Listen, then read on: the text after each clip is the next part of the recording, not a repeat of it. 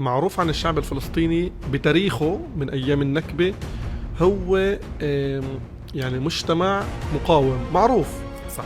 يعني من أول يوم صار في الاعتداء على فلسطين من قبل الصهاينة من 48 من وقت النكبة لحد اليوم، لحد هاي الدقيقة اللي احنا عم نصور فيها، في اعتداءات من الصهاينة وفي مقاومة من الشعب الفلسطيني.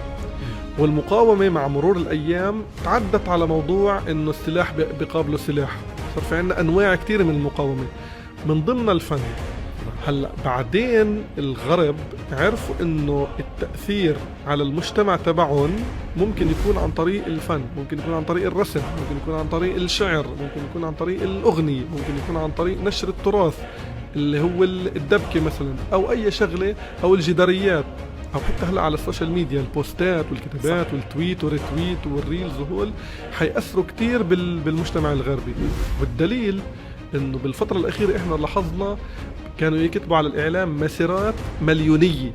صح. هلا ممكن يكون العدد احنا بالمئات الآلاف، ولكن هذا كتير بيأثر. ليه؟ لأنه احنا الصورة اللي عنا عم ننقلها للغرب بعدة طرق. احنا ما حرضناهم قوموا اطلعوا مثلا خربوا الدولة تبعتكم، أو قوموا اعترضوا كسروا المباني الحكومية لأنه الدولة تبعتكم عم تدعم الكيان الصهيوني. لا، إحنا من خلال المقاومة ولكن بطرق أخرى غير السلاح إحنا قدرنا نوصل صورتنا للعالم. ناس قاعدة بتشيلي، وناس قاعدة بكوريا، وناس قاعدة بأستراليا، إحنا كيف وصلنا لهم؟ من خلال الفن.